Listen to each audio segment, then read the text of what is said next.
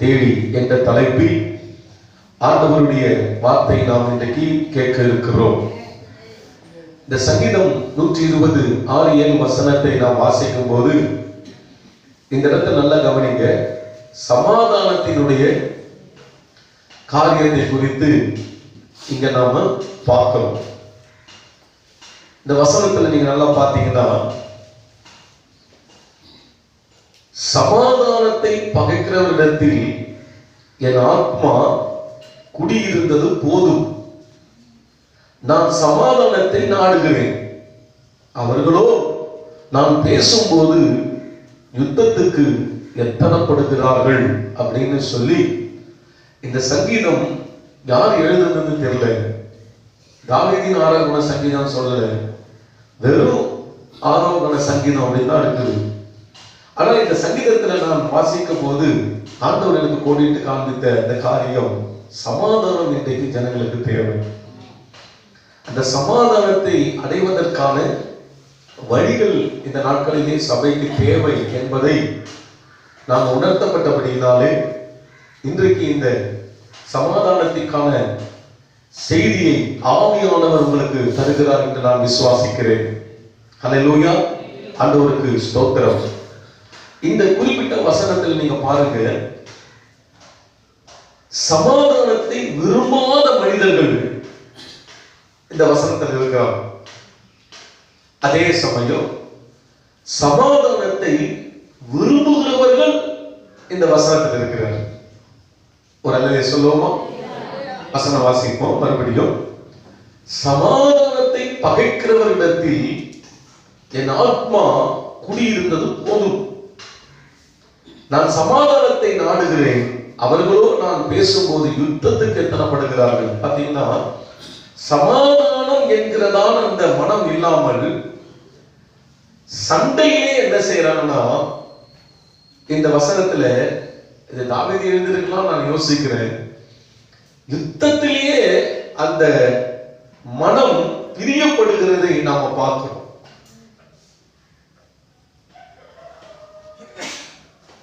கர்த்தருடைய பிள்ளைகள் நல்லா கவனிச்சுக்கங்க, உங்க மனசு எப்பவாது சண்டை போடுறதுலயே இருக்கக்கூடாது. ஒரு ஆமென் சொல்லலாமா? ஆமென். நிறைய தேவ பிள்ளைகள் நம்ம என்னன்னா, சண்டை போடுறதுக்கு நம்ம சூழ்நிலை, நம்மளுடைய மனது சில காரியத்தால சண்டையில இறங்க பார்க்குது.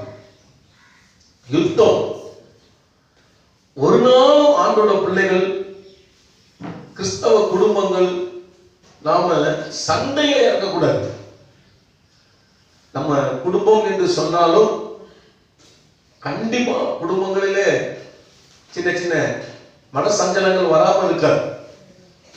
ஆனா அது ஒரு பெரிய உதாரணமா உண்டாக்கி பெரிய பிரச்சனையா என்ன செஞ்சிடக்கூடாது. கணவன் மனைவி பிள்ளைகள் பெரியவர்கள் மாமியார் மருமக எல்லாம் இருக்கிறோம், உதாரணம் ஆகிடக்கூடாது. ஆமென். அத சிம்பிளா மாத்துறதுக்கு எப்படின்னா, இங்க இந்த சங்கீதத்தை சொல்றோம், நான் சமாதானத்தை நாடுகிறேன். ஆக்சுவலா தாவீது எழுதிருக்கலாம் நான் நினைக்கிறேன். நான் சமாதானத்தை நாடுகிறேன் அப்படின்ற அந்த உள்ளம் தான் நமக்கு இருக்கணும். நல்லா புரிஞ்சுக்கணும். நீங்க சபையில இருக்கிற கர்த்தருடைய பிள்ளைகள், நீங்க வேலைக்கு போகிற கர்த்தருடைய பிள்ளைகள், நல்ல குடும்பங்களை நடத்துகிற கர்த்தருடைய பிள்ளைகள், நம்ம எல்லாருக்குமே நம்ம உள்ள எதை நாடணும்னா சமாதானத்தை. அததான் நம்ம என்ன பண்ணோம், ஐயோ பிரச்சனை வந்துடக்கூடாது, சண்டை வந்துடக்கூடாது, போராட்டம் வந்துடக்கூடாது. புரியுதுங்களா? சமாதானமா இந்த விஷயம் எப்படி போகணுமோ அப்படி போகணும். அப்படி என்கிறதான ஒரு நல்ல இதயம் கர்த்தருடைய பிள்ளைகளா இருக்கிற நமக்கு வர வேண்டும். ஒண்ணு தெரிஞ்சுக்கங்க, யுத்தத்தினுடைய மனநிலையில நீங்க இருப்பீங்க என்றால், இந்த இடத்துல நான் வாசிக்கிறோம் பாருங்க, அவர் சொல்றாரு நான் சமாதானத்தை நாடுறேன். ஆனா அவங்களும் என்ன செய்யறாங்க, பேசும்போது பார்த்தா யுத்தத்துக்கு எத்தனப்படுகிறார்கள். அவங்க சண்டையிலே தான் நிக்கிறாங்க. புரியுதுங்களா? சண்டையிலே தான் அவங்க நிக்க பாயிண்டா இருக்கிறாங்களே தவிர அந்த சமாதானத்துக்கான காரியத்தை அவங்க என்ன பண்ண மாட்டாங்க, செய்யப்பட மாட்டாங்க. இந்த சங்கீதத்தில் எழுதிருக்கிறத பார்த்தோம். ஆனா அந்த சங்கீதத்தை எழுதின அந்த தேவதாசன் சொல்றாரு, நான் அப்படி கிடையாது, நான் சமாதானத்தை நாடுறேன். அப்போ ஒரு தேவனுடைய பிள்ளை, சர்வ வல்லமை உள்ள கர்த்தராகிய சர்வ வல்லமை தேவனுடைய பிள்ளைகளுடைய அந்த ஆவிக்குரிய வாழ்க்கையிலே அவன் வாழ்றாங்கன்னா எப்படி நம்ம அதை கணிச்சிக்கலாம்னா, சமாதானத்தை எதிர்பார்ப்பார்கள். அததான் அவங்க என்ன செய்வாங்கன்னா விரும்புவாங்க. சண்டைக்கு நிற்க மாட்டாங்க.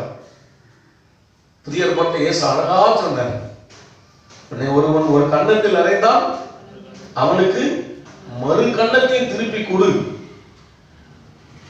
புரியுதா? அது எதை குறிக்குது? சமாதானத்தை குறிக்குது. நீ திருப்பி அடிச்சாதானே அவன் நீ அடிப்ப, மறுபடியும் அவன் அடிப்பான், மறுபடியும் இது பிரச்சனையை உண்டாக்கிட்டு தான் போகும். ஆனா சமாதானம் அங்க வரணும்னா இன்னொரு கண்ணத்தை காமிச்சு போயினே இருக்கும். அதான் இயேசு நம்ம கற்றுக் கொடுக்குறேன். அப்படின்னு என்ன, உங்களை குறிச்சு ஒரு வார்த்தை சொல்றாங்களா, நீங்க அவங்களை குறிச்சு வார்த்தை சொல்லாதீங்க. இன்னும் கூட எக்ஸ்ட்ரா 4-5 வார்த்தை கூட சொல்லிக்கிட்டோம். நீங்க சமாதானத்தின் பாத்திரவான்கள், அமைதியா போயிடுங்க. சொன்னது புரியுதுங்களா?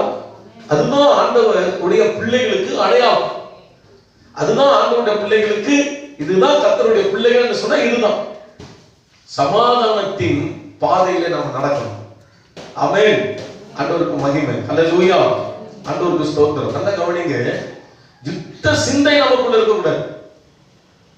புரியுதா? வீடானாலும் சரி, சர்ச்சானாலும் சரி, வேலை ஸ்தலமானாலும் சரி, பக்கத்து அக்கத்திலானாலும் சரி, சண்டைக்கு தான் நான் நிற்பேன் அப்படின்னு ஒத்த காலில் நாம நின்றுட்டோம்னு சொன்னோம்னா, நல்ல கவனிங்க, அதனுடைய நஷ்டம் பெருசா இருக்கும்.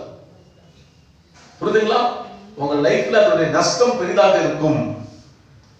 பாருங்க, இப்ப யுத்தம் நடக்குது, ஒரு போர்க்காலம் அப்படி வச்சுக்கங்களேன். யுத்தம் நடக்குதா? இப்ப யுத்தம் நடக்கும்போது நமக்கு என்ன நடக்கும் பாத்தீங்கன்னா, காயங்கள் ஏற்படும். புரியுதா? மிலிட்டரியில ஒருத்தர் அந்த நாடு இந்த நாடும் யுத்தம் நடக்குதுன்னு வச்சுங்க, இந்தியா சீனா போர்னு வைங்க. புரியுதா? யுத்தம் நடக்கும்போது 2 பேரும் சிரிச்சுக்கிட்டு கை போட்டு போறாங்க. இல்ல, அவன் சுடுவான், ஒரு கை தட்டா போயிடும், அவன் சுடுவான், ஒரு கால் போயிடும். அப்ப என்ன ஏற்படும்? யுத்தம்னா காயங்கள் ஏற்படும். சொல்றது புரியுதுங்களா? நீங்க பழகுகிற உங்களுடைய குடும்பங்களிலே யுத்த சிந்தை இருந்தீங்கன்னா காயப்படுத்திடுவீங்க. ஆளை என்ன செஞ்சிருவீங்க? என்ன பண்றோம்? நாம காயப்படுத்திடுவோம். புரியுதா? அதான் வீட்டுலலாம் யுத்த சிந்தை இருக்கக்கூடாது. ஒரு மனைவியா யுத்த சிந்தனை இருக்கக்கூடாது. ஒரு கணவனா யுத்த சிந்தனை இருக்கக்கூடாது. பிள்ளைகள் குடும்பத்துல நம்ம வளர்ந்து வரீங்களா, வாலிப பிள்ளைங்களா, தாய் தகப்பனோடு யுத்த சிந்தனையில நீங்க இருக்கக்கூடாது. மாமியார் மருமகள் மாமனார் என்று சொல்லி நாம் இருக்கிறோம். ஒரு நாள் நம்ம யுத்த சிந்தையில நம்ம என்ன செஞ்சிடக்கூடாது, சண்டையில் இறங்கி இருக்கக்கூடாது. சபைக்கு நாம வருகிறோம், புரியுதுங்களா? யுத்த சிந்தையில நம்ம இருக்கக்கூடாது. இருந்துச்சுன்னா நல்ல கவனிங்க, காயப்படுத்திடுவோம். நம்ம என்ன செஞ்சிருவோம்? காயங்களை ஏற்படுத்திடுவோம். அப்படி காயங்களை ஏற்படுத்துவதனாலே நல்ல கவனிங்க, அதுல உங்க மனசுக்கு சமாதானம் ஏற்படுமா? கட்டாயம் சமாதானம் ஏற்படாது. காலமெல்லாம் குற்ற மனசாட்சி கூட நீங்க போயிடுவீங்க, வேதனைக்குள்ள போயிடுவீங்க. அதனால்தான் கர்த்தருடைய பிள்ளைகள் சமாதானத்தை தாவீது போல நாட வேண்டும். அந்த சிந்தை நமக்குள்ளாக இருக்கணும் அப்படின்னு ஆண்டவர் இன்றைக்கு நம்மோடு கூட பேசுகிறார். இன்னும் கூட நீங்க பாத்தீங்கன்னா யுத்தத்தினுடைய வல்லமை பாத்தீங்கன்னா மரணத்தை கூட ஏற்படுத்தி. புரியுதுங்களா? யுத்தம் நடக்குது, இந்த நாட்டுக்கும் இந்த நாட்டுக்கும் போர் நடக்குதுன்னு வச்சுங்க, என்ன செய்வாங்க யுத்தத்துல? இவன் எப்படா இவனை காலி பண்ணணும், அதுதான் அவங்களுடைய எண்ணம். புரியுதுங்களா? சமாதானத்தை விரும்பாதவர்களுடைய சிந்தை எப்படி இருக்குன்னா, காலி பண்ணிடணும். அதுதான் அந்த யுத்தத்தில் நடக்கிற அந்த சிந்தை. புரியுதுங்களா? இப்ப எதிராளி போராட்டம் நடக்கும்போது என்னதான் அவன் என்ன யோசிப்பாங்க? இந்த நாட்டுக்காரங்க இவங்களை காலி பண்ண யோசிப்பாங்க, இவங்க என்ன யோசிப்பாங்க? இவங்களை காலி பண்ணணும். எந்த அளவுக்கு காலி பண்றோம் அந்த அளவுக்கு வெற்றி. அப்ப யுத்தம் என்று சொல்லும் போது பாத்தீங்கன்னா மரணம் சம்பவிக்கிற அளவுக்கு கூட சூழ்நிலை போயிடும். அதனால்தான் ஆண்டோட பிள்ளைகளே, யாருங்க நாம என்ன செஞ்சிடக்கூடாது? கர்த்தர் சொல்றார், உன்னுடைய சகோதரனை புரியுதா பகைப்பாய் என்று சொன்னால் நீ கொலைபாதகன் அப்படின்னு என்னது வேதம் சொல்லுது. சொல்ல புரியுதுங்களா? மனஸ்தாபம்ன்றது ஒருத்தருக்கு ஏற்படலாம், குடும்பத்துல ஒருத்தருக்கு ஏற்படலாம், சர்ச்சில் ஒருத்தருக்கு ஏற்படலாம், வெளியிடங்கள் ஒருத்தர். ஆனா அந்த மனஸ்தாபத்தை யுத்தமா நீ மாத்திடக்கூடாது. உடனே என்ன கொஞ்சம் பிரச்சனையா, அதுக்கப்புறம் என்ன பண்ணணும், கொஞ்சம் ஆண்டவர் சமூகத்துல உட்காந்து அதை நம்ம ஆராய்ந்து பேசி என்ன செஞ்சிடணும், சரி பண்ணிக்கணும். சரி பண்ணி மறுபடியும் அந்த சமாதானத்துக்குள்ள வரதான் நம்ம பார்க்கணுமே தவிர யுத்தத்துக்குள்ள நம்ம இறங்கிடக்கூடாது. புரியுதுங்களா நான் சொல்றது? யுத்த சிந்தனை இருக்கக்கூடாது. அதான் தாங்க வசனம் சொல்லுது, நான் பேசும்போது அவங்களுடைய சிந்தனை எப்படி இருக்குன்னா யுத்தத்துக்கு எத்தனமா இருக்கிறார்கள், சமாதானத்தை விரும்ப மாட்டாங்க, சண்டைக்கு தான் என்ன பண்ண, யுத்தத்துக்கு தான் அவங்க எத்தனமா இருக்கிறாங்களே. கர்த்தாவே நான் என்ன செய்வேன், அப்படிதான் அங்க எழுதப்பட்டு இருக்குது. ஆனா இங்க பாருங்க எழுதப்பட்டு, நானும் அப்படி கிடையாது. அதுதான் ஆவிக்குரிய பிள்ளைங்க, ஸ்பிரிச்சுவல் சிந்தை அப்படின்னு சொல்ற பார்த்தீங்களா, பின்னாடி நம்ம வருவோம். அது ஆவிக்குரிய பிள்ளைகளுடைய சிந்தை எப்படின்னா, சமாதானத்தை நாள் வேண்டாம், கட்ட வேண்டாம், பிரிவினை வேண்டாம், பக உணர்வு வேண்டாம், சப்பா சமாதானமா எல்லாமே நடக்கணும், சமாதானம் வேணும் அப்படின்னு அந்த சமாதானத்துக்குள்ளாக என்ன செய்வாங்கன்னா விரும்புவார்கள். இவர்கள் தான் ஆவிக்குரியவர்கள். புரியுதுங்களா? ஆவிக்குரியவர்கள் என்ன இது சொல்லுவாங்க சில வீட்டுல தான், நான் பாசம் பண்ணி இறங்கி போயிடுறேன், புரியுதா, நான் தான் கொஞ்சம் இறங்கி போறேன், நான் தான் கொஞ்சம் விட்டு கொடுங்க, சபையில் நான் தான் இறங்கி போறேன், புரியுதா, அப்படின்னு சொல்லிட்டு சில சூழ்நிலைகள். அப்போ அவங்களுக்குள்ள என்ன இருக்குதுன்னா யுத்த சிந்தை இல்லாமல் சமாதானத்தை தேடுகிற சிந்தை இருக்குது. இல்ல இல்ல நான் அப்படிலாம் கிடையாது, நான் தான் பார்த்துக்கலாம் பார்த்துக்கலாம் அப்படி இப்படின்னு நம்ம சொல்லணும்னா சமாதானத்தினுடைய சிந்தை நமக்குள்ள என்ன இல்லை என்று அர்த்தம். அதனால கர்த்தர் பிள்ளைகளே நிச்சயமாக நமக்குள்ளாக சமாதானத்தின் சிந்தை இருக்கணும். ஆண்டவருக்கு மகிமை. புரியுதுங்களா? கர்த்தர் நம்ம கிட்ட என்ன விரும்புறாருன்னா இதுதான் விரும்புறாரு, இதுதான் விரும்புறாரு. புரியுதா? நம்ம ஆண்டவருடைய பிள்ளைகள் நம்ம எல்லாருமே எப்படி இருக்கணுமா, கூடுமான வரைக்கும் பிறரோடு நாம் எப்படி இருக்கணுமா, ஒருவருக்கு ஒருவர் சமாதானம் உள்ளவர்களாக இருக்கணுமா. புரியுதா? அவன் சர்ச்சுக்குள்ள நம்ம ஒருத்தர் எல்லாம் பார்க்கணும் கொள்றோம், புரியுதா, எவ்வளவு இடத்துக்கு நம்ம போறோம் கொள்றோம், சொந்த பந்தங்கள் எல்லாம் இருக்கிறோம், கூடுமான வரைக்கும் சமாதானத்தை தான் நம்ம விரும்பணும். ஆமென். அதை கேட்ட காரியங்களை செய்யணுமா. ரோமர் 12ஆம் அதிகாரம் 18ஆம் வசனத்தை நம்ம வாசிக்கும் போது அங்க பார்க்கலாம், கூடுமானால் உங்களால் ஆன மட்டும் எல்லா மனுஷரோடும் சமாதானமாய் இருங்கள் என்று ஆண்டவருடைய வார்த்தை என்ன செய்து ரோமர் 12:18 நாம் அதை வாசிக்கிறோம். கூடுமானால் எல்லா மனிதரோடு எப்படி இருக்கணும், நாம சமாதானமாக இருக்க வேண்டும். அல்லேலூயா, ஆமென். அப்போ மனுஷர்கள் சொல்லும் போது எப்படி இருக்கணும், யுத்த மனிதர்களாக நாம் இருக்கக்கூடாது, சமாதானத்தை உண்டாக்குற மனிதர்களாக இருக்கணும். பாருங்க, நான் 2 வீலர் இல்லாத ஒரு சூழ்நிலையில ஷேர் ஆட்டோல தான் நான் அந்த நாட்கள்லாம் போவேன். இல்ல 2 வீலர்ல கடை தூரமா போனோம்னா ஷேர் ஆட்டோ தான். இப்பயும் சரி, ஏதாச்சும் 2 வீலர் இப்போ ஆச்சுன்னா ஷேர் ஆட்டோல தான் வருவேன். அப்போ ஷேர் ஆட்டோல நான் தொடர்ச்சியா நான் போக அந்த நாட்களில் ஒரு குறிப்பிட்ட சிஸ்டர் ஒருத்தவங்க ஏறுவாங்க அந்த ஆட்டோல. அவங்க ஏறும்போது நல்லா கவனிங்க, அவங்க ஃபேஸை பார்த்தாவே கண்டுபிடிச்சிடலாம், பயங்கரமா என்ன செய்யும், அது ஒரு கோபமா தான் என்ன பண்ணுவாங்கன்னா ஆட்டோல ஏறுவாங்க. பக்கத்துல யாரோ ஒருத்தவங்க பேசிக்கிட்டு இவங்க தெரிஞ்ச மாதிரி பேசணும், அந்த பேச்சுங்க ஒன்னோட நீங்க பாத்தீங்கன்னா சும்மா அப்படியே நெருப்பு மாதிரி வரும், இப்படி வரும், நெருப்பு மாதிரி வரும். அந்த பக்கம் திரும்ப மாட்டேன். ஆட்டோல போகும்போது ஒன்னு பேக் சீட்ல இருந்தா கம்முன்னு உட்காந்துட்டு இருப்பேன், இல்ல டிரைவர் பக்கம் நான் பின் பக்கம் திரும்பவே முடியாது. ஏன்னா எப்படி இருக்கும் சிஸ்டரு, நேர மாதிரி இருக்கீங்க, நெருப்பு கடலா இருக்கும். வேற ஒண்ணு இல்லை, அவங்க ரசிக்கப்படாதவப்பா ரொம்ப செத்து தெரியும். ஆனா நான் ஒண்ணு அவங்க கிட்ட கண்டுபிடிச்சேன், என்னன்னா நோ பீஸ் ஆஃப் மைண்ட், சமாதானம் என்னது மனசுல இல்லை. சமாதானம் இல்லாதவங்களுடைய அந்த அந்த சூழ்நிலையை அவங்களுடைய வாழ்க்கையில நம்ம பார்த்தோம்னா கண்டுபிடிச்சிடலாம். புரியுதுங்களா? எப்போ என்ன நிலைமையில இருப்பாங்கன்னா ஒரு கோபத்தன்மையில் என்ன செய்வாங்கன்னா அவங்க இருந்துகிட்டே இருப்பாங்க. அவங்க கிட்ட என்ன இருக்காதுன்னா ஒரு சமாதானம், அந்த பீஸ் ஆஃப் மைண்ட் இருக்காது, கோப நிலைமை. இன்னைக்கு அப்படி உங்களுக்கு யாருமே இருக்குதா? கொஞ்சம் யோசிச்சு பார்க்கணும். அல்லேலூயா. அது ஒரு ஆவி, நல்ல கவனிக்கும். உங்க உணர்வுகளை கண்ட்ரோல் பண்ற ஒரு அசுத்த ஆவி, அதை நீங்க கட்டி ஜெபிக்கணும். அதை நீங்க அப்படியே விட்டுட்டீங்கன்னு சொன்னீங்கன்னா உங்க ஃபேமிலியில சமாதானம் இருக்காது. புரியுதுங்களா? ஆண்டவருக்கு ஸ்தோத்திரம். நீங்க சபையில யார்கிட்டயே நீங்க என்ன பண்ண மாட்டீங்கன்னா அவங்க கொடுத்து நீங்க பேச மாட்டீங்க. அது ஒரு அசுத்தாவி, மறுபடியும் சொல்ற அசுத்தாவி. புரியுதா? அவங்களுடைய உணர்வு தாக்குறத என்னால புரிய முடியுது. உணர்ச்சிகளை குடிச்சிருக்கிறான் பிசாசு. உணர்ச்சிகளை குடிப்பான் பிசாசு, தெரியுமா உங்களுக்கு? நரம்பு உணர்ச்சிகளை குடிப்பான், உணர்வுகளை தாக்குவான். அப்போ ஈஸியா கண்டுபிடிக்க முடியுது, இந்த சிஸ்டருக்குள்ள என்ன கிடையாது, சமாதானம் இல்லாம இருக்கிறாங்க. ஆண்டவர் சொல்றார், புரியுதா? டென்ஷன். சிலரா சொல்லாம பாரு, எப்போ டென்ஷனா இருக்கிறேன், டென்ஷன் என்பது நிச்சயமா சொல்றேன், எப்பயாவது வர சூழ்நிலை தான். யாருக்கும் டென்ஷன், என்ன கூட டென்ஷன் வரும். என் மோசைக்கு டென்ஷன் வந்துச்சு, புரியுதா? டென்ஷன் வந்துருச்சு. அதனால எல்லாருக்குமே வந்து கோபம் என்பது வரதான் செய்யும். ஆனா எப்பவுமே கோபம், வாழ்க்கையே கோபம்னா உன்னை நீ ஆராயும். சபையே நம்மள என்ன செய்யணும்? ஆராயும். ஒண்ணுமே இல்லாததுக்கு கோபப்படுறோம், ஒரு சின்ன விஷயம் அதுக்கு கோபப்படுறோம் அப்படின்னு சொன்னோம்னா, அப்போ நல்ல கவனிங்க, நம்ம கர்த்தர் பிள்ளையா இருக்கலாம், நீங்க ஞானசானம் எடுத்திருக்கலாம், ஆனா உங்கள் உள்ளத்திலே இன்னும் தேவனுடைய சமாதானம் தங்கவில்லை. புரியுதுங்களா? அதுக்கு மாறாக உங்கள் உணர்ச்சிகளை பிசாசு பிடித்திருக்கிறான், உடல்களை பிடிச்சிருக்கிறான். அதில் இருந்து என்ன செய்யணும்?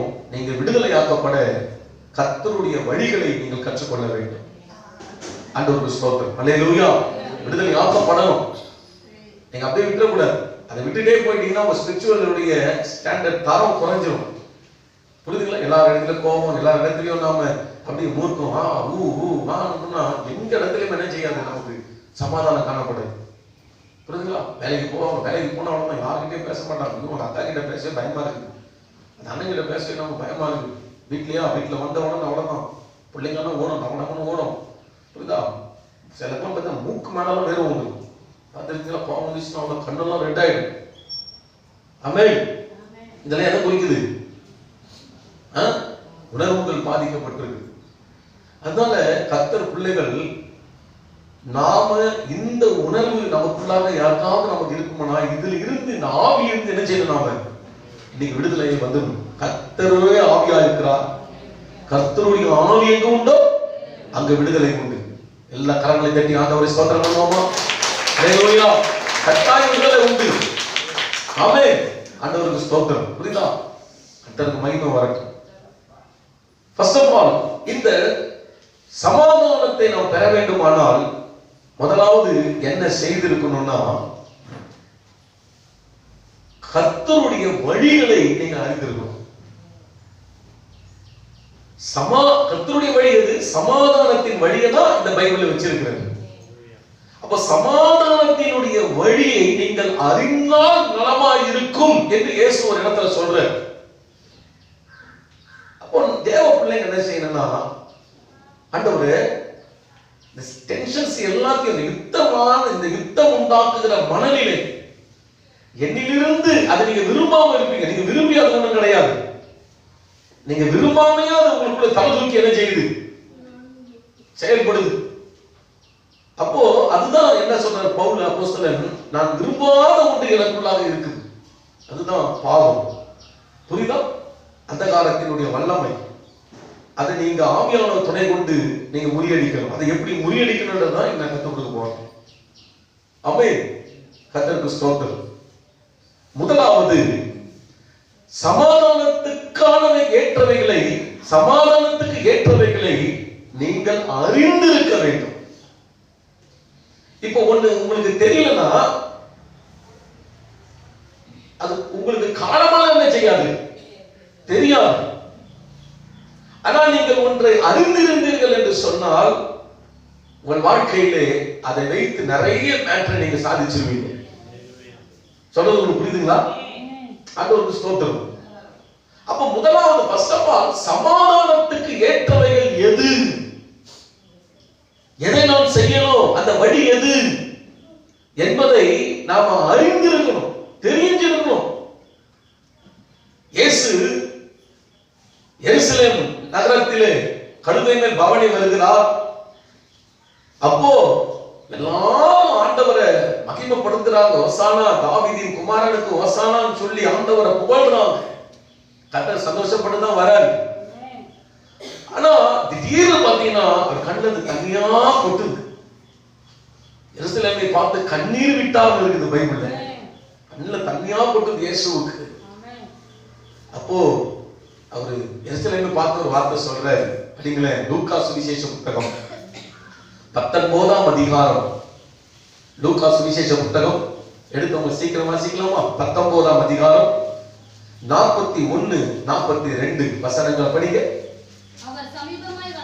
அவர் சமீபமாய் வந்தபோது நகரத்தை பார்த்து அதற்காக கண்ணீர் விட்டு அழுது, உனக்கு கிடைத்த இந்த நாளிலாகிலும் உன் சமாதானத்துக்கு ஏற்றவைகளை நீ அறிஞ்சிருந்தாயானால் நலமாயிருக்கும். இப்பொழுதோ அவைகள் உன் கண்களுக்கு மறைச்சி இருக்குது. உன்னை சந்திக்கும் காலத்தை நீ அறியாமல் போனபடியால் உன் சத்துருக்கள் உன்னை சூழ மதி போட்டு உன்னை வளைந்து கொண்டு எப்பக்கத்திலும் உன்னை நெருக்கி உன்னையும் உன்னிலுள்ள உன் பிள்ளைகளையும் தரையாக்கி போட்டு உன்னிடத்தில் ஒரு கல்லின் மேல் ஒரு கல் இல்லாதபடிக்கு செய்யும் நாட்கள் உனக்கு வரும் என்றார். அழகாக எருசலேமை பார்த்து ஏன் அழகாரு? இந்த ஜனங்களுக்கு சமாதானத்தின் கர்த்தர் நான் தான் மேசியா.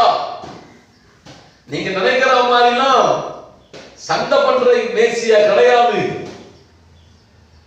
என்னுடைய வழி வித்தியாசமானது, நான் தான் மேசியா என்று இயேசு எருசலேமுக்கு இருக்கிற யூத ஜனங்களுக்கு காட்டுறாரு.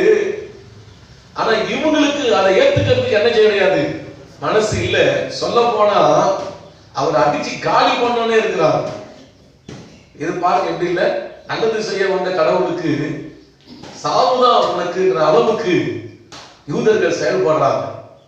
அப்ப இயேசு இந்த ஜனத்தை பார்த்து தான் கண்ணீர் வடிக்க ஆரம்பிக்கிறார். ஆனா யோ இப்ப நான் சிலுவையில மரித்து உயிரோட கூட நான் எழுந்து பண்ணாம போறேன், காலம் முடிய போகுது. ஆனா எருசலேமே நீ இன்னும் என்ன செய்யல, சமாதானத்தின் வழி என்ன செய்யல, அறியலையே அறியலையே. நல்ல கவனிங்க. அப்ப இயேசு நம்ம கிட்ட என்ன எதிர்பார்க்கிறாரு, உன் மனசுக்குள்ள சமாதானத்தின் வழியை நீ அறிய வேண்டும், அறிந்திருக்கணும். அப்பதான் அந்த வழியின்படி நீ நடக்கும் போதுதான் நமக்கு சமாதானம். நீங்க அந்த வழியை அறியவில்லை என்று சொன்னால் உங்கள் உள்ளத்துக்குள்ளாக சமாதானம், தேவ சமாதானம் இருக்காது. ஆமென் ஆமென் ஹல்லேலூயா. ஆண்டவருக்கு ஸ்தோத்திரம். இன்னொன்னு சொல்றேன், சமாதானத்தின் வழியில எனக்கு தேவையில்ல, நான் யுத்த சிந்தையில தான் இருப்பேன் அப்படின்னு சொன்னீங்கன்னா, நம்ம அப்படி நினைப்போனா பிரச்சனையும் யுத்தங்களும் வேற யாருக்கும் இல்ல, அதனுடைய வேதனை அழிவும் நமக்காக தான் வரும். சமாதானத்தை விரும்பாதவர்களுக்கு தான் பிரச்சனை வரும். இயேசு தெளிவா சொல்றாரு, நீ அறிஞ்சா நல்லா இருக்குமே, ஆனா உன் கண் என்ன செஞ்சிட்டு இருக்குது, மறைவா இருக்குது. உன்னை சந்திக்கும் காலத்தை நீ அறியாமல் இருக்கிறபடியால், நல்ல கவனிங்க, உன் சத்துருக்கள் எழுதப்பட்டது பிசாசு. புரியுதுங்களா?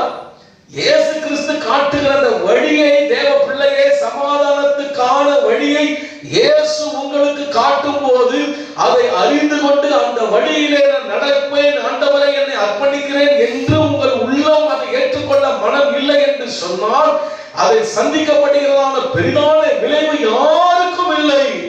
அதை மறுக்கிறோம் பார்த்தீங்களா, அவங்களுக்கு வந்தே என்ன விளைவு? உன் சத்துருக்கள் என்றால் சாத்தான் உங்கள் வாழ்க்கையில செயல்பட, என் வாழ்க்கையில செயல்பட அவன் ஆரம்பிக்கிறவனா இருக்கிறான். சத்துருக்கள் உன்னை சூழ மதில் போட்டு விடுவார்கள். யுத்தத்துலதான் நம்ம சிந்தனை இருக்கும், சமாதானத்தின் பாதைக்கு நான் போக மாட்டேன் அப்படின்ற ஒரு சிந்தையிலே நம்ம வாழ்க்கை வாழ்ந்து கொண்டு இருப்போனா, நல்ல கவனிங்க, அங்க சாத்தானுக்கு நம்முடைய வாழ்க்கையில இடம் கொடுக்க ஆரம்பிக்கிறோம். சொல்ல புரியுதுங்களா? அப்ப அவன் என்ன செய்யறான், உன்னை ஃபுல்லா மதில் போட்டுருவான். ஆமென். அதான் ஆண்டவர் பிள்ளைங்க சமாதானத்தை விரும்பணும். என்னால முடியாது, அவன்கிட்ட மன்னிப்பு கேட்க முடியாது, நான் இறங்கி போக முடியாது, நான் இருக்கிற மாதிரி தான் இருப்பேன் அப்படின்னு நம்ம சொல்லிக்கிட்டு இருப்போம்னா, நல்ல கவனிங்க, ஒப்புரவாக மனம் இல்லை இப்படிலாம் நம்ம இருந்துட்டு இருப்போம்னா வேற யாருக்கும் கிடையாது, சத்துரு மதில் போட ஆரம்பிச்சிடும். நான் சொல்றது உங்களுக்கு புரியுதுங்களா? ஆமென். குடும்பம் கவனம், வைராக்கியமா இருக்கக்கூடாது. மறுபடியும் நான் சொல்றேன், சத்துரு மதில் போட்டுருவோம்.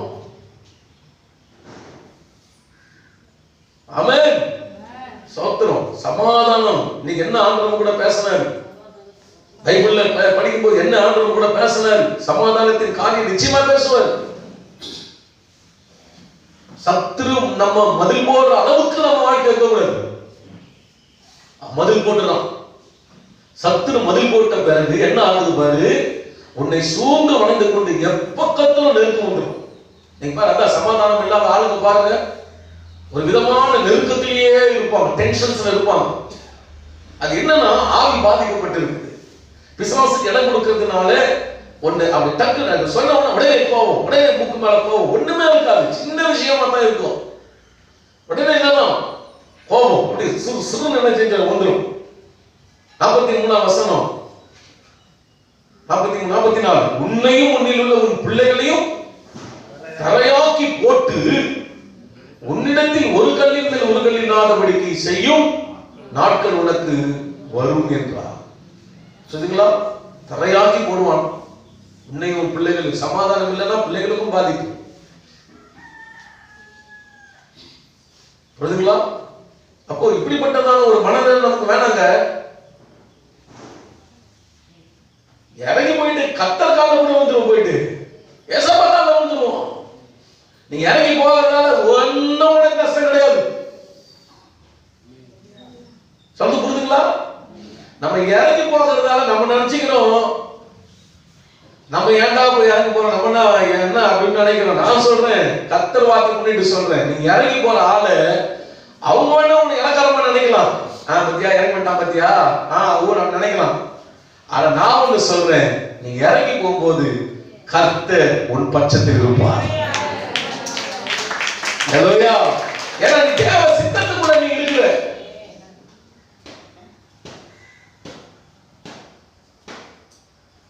சில நேரத்துல எல்லாம் சில மனஸ்தாபங்கள் ஏற்படும், புரிஞ்சுக்க மாட்டாங்க ஜனங்க சுலபத்துல.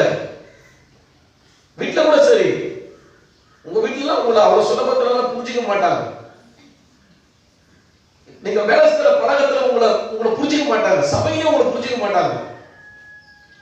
புரியுதுங்களா? அப்படி ஒரு மனநிலை உண்டா? அப்படி இருக்கும்போது அவங்க செய்யறதுனா சரி லெவல்ல இருப்பாங்க, ஒண்ணுமே பண்ண முடியாது. அப்போ எடுத்த உடனே நாம ஒரு தீர்மானத்துக்குள்ள வந்துடக்கூடாது. நீ என்கிட்ட அப்படி சொல்லுவேன், நிறைய விஷயம் இன்னைக்கு நான் செஞ்சுக்கிட்டு இருக்கேன் அப்படி சொல்லுவேன். முதல்ல அப்படி ஈஸியா போய் என்ன செய் பேசு. புரியுதுங்களா? என்ன செய் பேசு. எத்தனையோ வீட்டுக்கு நான் போயிருக்கேன் பேசுறது. புரியுதுங்களா? நான் அந்த விளக்கத்தை சொல்லும் போது அப்படி கண்ணீர் வெடிப்பாங்க. ஏன்னா புரிஞ்சுக்கல. இந்த மாதிரி சிஸ்டர் யோசிக்க ஆரம்பிப்பாங்க. ஐயோ ரொம்ப தெரிஞ்சவங்களுக்கு பேசும், சமாதானத்தை விரும்பணும். அப்போ சொல்லுவாங்க, பாஸ்டர் இந்த சொன்னா பார்க்க நான் தான் பாஸ்டர் கம்ஃபர்ட், அதான். புரியுதுங்களா? நம்ம யுத்தத்துல என்ன பண்ற கூடாது சொல்லுங்க.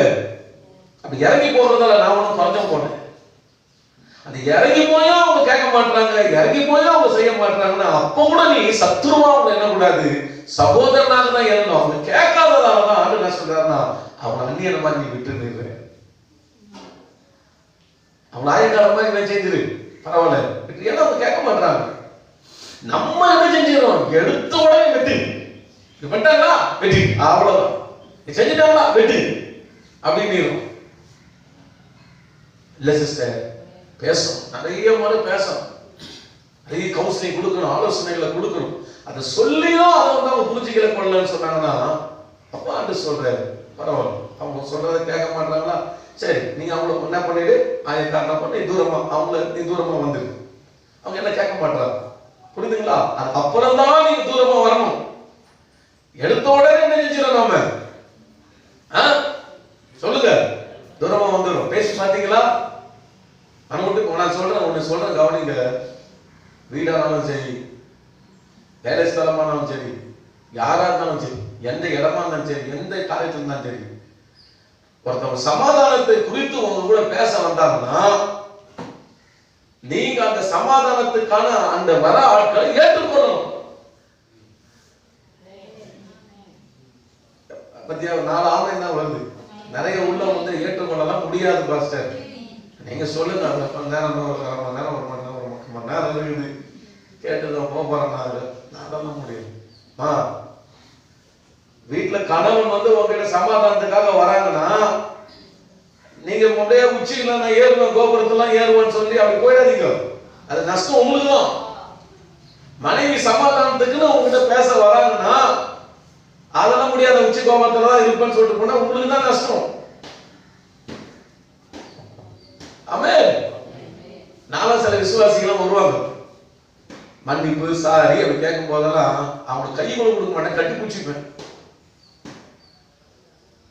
என்ன லோ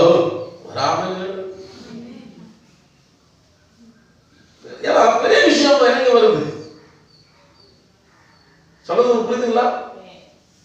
நான் இறங்கி போயிருக்கிறேன், அவங்களுக்கு புரியாம செஞ்சிருக்கேன். நீ போய் தெரியாம நான் பேசியிருக்கிறேன், பார்த்துருக்கிறேன். ஆனா இறங்கி நிறைய பேர் நான் பார்த்துருக்கிறேன்.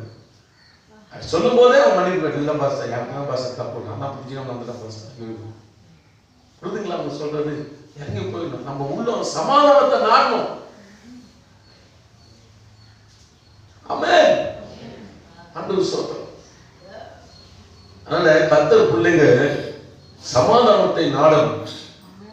அதை அறியணும். அந்த வழி என்ன அங்க சொல்றார், அறிந்துக்கோ. அதை நீ அறியாம இருப்பாய் என்று சொன்னால் நிச்சயமாக சத்ரு உன்னுடைய வாழ்க்கையிலே ஏற்படுவான், மதில் போட்டு விடுவான். அதுக்கு பிறகு நீங்க பார்த்தீங்கன்னா போராட்டம், மனநல பாதிப்பு, டென்ஷன்ஸ் இப்படித்தான் உண்டாகும். ஏன் அது கடன் கொடுக்கணும்? ஆமென். கர்த்தருக்கு ஸ்தோத்திரம். நான் அடிக்கடி உங்களுக்கு சொல்லுவேன், என்னை ரொம்ப பாதித்தவங்களுடைய மனசை பாதித்தவங்க வீட்டுல கூட கர்த்தர் சொல்லுவார், அவங்க வீட்டுல போய் சாப்பிடணும். என்னது நிறைய பேர் சொல்லும் போது போய் சாப்பிடுறோம் வேற அப்படி யோசிக்கிறீங்க. இல்ல, நம்ம உண்மையா ஏன் தெரியுமா நமக்கு அதை செய்ய மனுஷன் நம்ம இன்னும் அதிகமா இயேசுவை நம்ம நேசிக்கிறோம். நம்ம இன்னும் அதிகமா ஆண்டவர் அன்பு கூறலங்க. நம்ம சுய பலத்துலதான் நம்மளதான் நம்ம அன்பு கூர்ந்துகிட்டு இருக்கிறோம். அதனாலதான் நம்ம சொல்றத நம்ம கேட்டுக்கிட்டு இருக்கிறோம். நம்ம மனசு சொல்றத நம்ம கேட்டுக்கொண்ட கூட பிரசங்க கூட பண்றோம்னு சொல்லிட்டு இருக்கும்போது நீங்க இயேசுவை அன்பு கூர்ந்தாதான் அது இறங்கி வருவீங்க. நீங்க இயேசு அன்பு கூறாத ஆளா இருந்தீங்கன்னா உங்க சிந்தனை சொல்லலாம் எனக்கு வரைக்கும் கேடு என்ன போ. ஆமா அப்படிதான். ஏன்னா நீங்க உங்களை அன்பு கூறுறீங்க. அங்கதான் டான்ஸ். நான் சொல்றேன், உங்களை அன்பு கூறாதீங்க, முதல்ல இயேசுவை அன்பு கூறுங்க.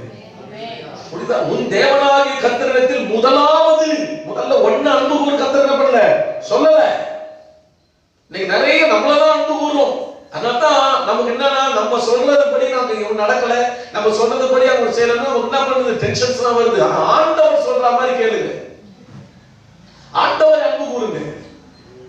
அவரை முதலாவது நம்ம அன்பு கூர்ந்துட்டோம்னா உண்மையா சொல்றேன், ஊழியத்தில் 20 வருஷம் இருக்கிறேன், மீற முடியாது. எந்த ஒரு சூழ்நிலை இருந்தாலும் அவரை மனசை கஷ்டப்பட்டுட்டு ஒன்று நம்மளால மீற முடியும், செய்ய முடியும். நான் பார்த்துருக்கேன் பிராக்டிக்கலா. சொல்ல முடியுமா? முழு நேர ஊழியத்துக்கு வான்னு சொல்றாரு. எனக்கு என் குடும்பத்தை பார்க்கும்போது ரொம்ப எனக்கு இதா இருக்குது. எப்படி ஆண்டவரே, ஆனா நீங்க வான் கூப்பிடுறீங்க, புரியுதா? இப்படி எல்லாம் சர்ச்சு நான் கட்டி கொடுப்பேன், உனக்கு இதெல்லாம் செய்வேன் அதெல்லாம் செய்வேன் காமிச்சிருந்தாலும் என்ன பண்ணிட்டு இருப்பேன்? ரெடி ஆண்டவரே இதெல்லாம் காமிக்கிறீங்களா அப்படின்னு சொல்லி வந்துட்டு இருப்பேன். ஒண்ணுமே கிடையாது. நீ வாங்குற எப்படி முடியல. ஆனா அங்க போய் தேவ சமூகத்தில் உட்கார்ந்தோம்னா அன்பு என்னால ஒண்ணுமே பண்ண முடியல. ஏன்னா நான் என்னை விட இயேசுவை நான் நேசிக்கிறேன். நம்மளை விட இயேசுவை நேசிச்சாதான் நம்ம ஆண்டவர் வார்த்தைகளை கீழ்ப்படிய முடியும். சிலர் ஆண்டவரோட வார்த்தையை காமிச்சாலே அதை மூடிடுங்க பாஸ்டர் சாபம். ஏன்னா நீ தேவனை விட நீ உன்னை நேசிக்கிறாய். சொல்றது புரியுதுங்களா? என்னைக்குமே பைபிள் தான். நான் பின்னாடி வரேன். அதனால் நல்ல கவனிங்க, சமாதானத்துக்கு ஏற்றவைகளை நீங்கள் அறிந்திருக்க வேண்டும். என்ன வழி? நம்ம மனசுல நல்ல கவனிச்சிங்க. உங்ககிட்ட பணம் இருக்கிறதால உங்ககிட்ட சமாதானம் வந்துடும் கனவு கூட காணாதீங்க. எத்தனை பணக்காரங்க இன்னைக்கு சமாதானம் இல்லாம வாழ்க்கையில நொந்து போயிருக்காங்க தெரியுமா உங்களுக்கு? நீங்க நினைச்சுக்கிறீங்க நம்ம கிட்ட பணம் இல்லையே, ஐயோ அப்படிதான். உங்ககிட்ட பணம் தான் இல்லையே தவிர உங்ககிட்ட வேற ஒண்ணும் இல்லை, எல்லாம் நிறைய தான் வச்சிருக்குது. அன்புடன் ஆராதிக்கிற பணம் இல்லைன்னு நான் சொல்ல மாட்டேன். கர்த்தர் நிச்சயமா நம்ம உண்மையா தான் கர்த்தர் நம்ம ஆசீர்வதிப்பார். அதான் நான் சொல்ல, சில சூழ்நிலையில எனக்கு இப்படி ஒரு பணம் தேவையா இருக்குது, அப்படி இருக்குது, இதுதான் உனக்கு நிலைமை. ஆனா சில வீட்டுல பாத்தீங்கன்னா எல்லாமே இருக்கும், புரியுதுங்களா? ஆனா சமாதானம் இருக்காது, நிம்மதி இருக்காது. புரியுதா? நிச்சயமா சொல்றேன், ஆண்டவர் நம்மள அப்படி வைக்கலையே. ஹல்லேலூயா, ஆண்டவர் ஸ்தோத்திரம். பெரிய பெரிய மினிஸ்டர்ஸ், பெரிய பெரிய சிஎம் லைஃப் எல்லாம் சர்ச் பண்ணி நீங்க பாருங்க. பணமா இல்ல, எவ்வளவோ கர்வம், எப்படி சொல்றது, மேன்மையால எவ்வளவோ. ஆனா நீங்க பாத்தீங்கன்னா நிம்மதி இல்லாம ஒவ்வொரு எத்தனையோ சிஎம் நிம்மதி இல்லாம இருந்திருக்கிறாங்க வரலாறு. Chief ministers. அதனால கர்த்தருடைய பிள்ளைகளை சமாதானத்தின் வழியை நீங்க அறிந்து கொள். முதலாவது ஆண்டவருக்கு ஸ்தோத்திரம். ஆமென். இயேசு சொல்றார், நீங்க அறிந்திருந்தால் நலமா இருக்குமே. அப்படின்னா அறியணும், சமாதானத்தின் வழியை நீங்க அறிந்திருந்தால் நலமா இருக்குமே. அப்ப நம்ம ஆண்டவரை கேட்கணும், என்ன ஆண்டவருடைய வழி? நான் பிரசங்க ஆயத்தம் பண்ணும்போது என்ன சிந்திப்பேன், சமாதானத்தின் வழி அறிந்திருந்தால் நலமா இருக்குமேனா அப்ப நான் யோசிக்கிறேன். அப்ப சமாதானத்தின் வழியை நான் அறிய விரும்புகிறேன், சபைக்கு அதை நான் சொல்ல விரும்புகிறேன். ஆண்டவரே அந்த வழிகள் என்ன? அப்ப ஆண்டவர் காட்ட ஆரம்பிக்கிறார் வழி. இதெல்லாம் வழி. முதலாவது நல்ல கவனிங்க, ஆவியின் சிந்தை நம்ம ஒவ்வொருத்தருக்குள்ள உண்டாகணும் கர்த்தர் விரும்புகிறார். ஹல்லேலூயா. ஃபர்ஸ்ட் வழி அதுதான். ரோமர் எழுதின நிருபம் 8ஆம் அதிகாரம் 5ஆம் வசனம் 6ஆம் வசனம். உங்களுக்கு சமாதானம், உங்களுக்கு அந்த வழியை ஆண்டவர் காட்டுகிறார். சமாதானத்தை நீங்கள் எப்படி பெற்றுக்கொள்ள முடியும்? ரோமர் 8:5-6. அன்றியும் மாம்சத்தின்படி நடக்கிறவர்கள் மாம்சத்துக்கு உரியவைகளை சிந்திக்கிறார்கள். ஆவியின்படி நடக்கிறவர்கள் ஆவிக்குரியவைகளை சிந்திக்கிறார்கள். மாம்ச சிந்தை மரணம், ஆவியின் சிந்தையோ ஜீவனும் சமாதானமுமா. கரங்களை தட்டி ஆண்டவரை துதிப்போம். ஹல்லேலூயா. பிரதர் சிஸ்டர், இயேசு சொல்றார், சமாதானத்தின் வழியை நீங்கள் அறிந்தால் நலமாய் இருக்குமே. ஆண்டவரே அந்த வழி எது ஆண்டவரே? ஆண்டவர் சொல்றாரு, ஆவியின் சிந்தையை பெற்றுக்கொள்.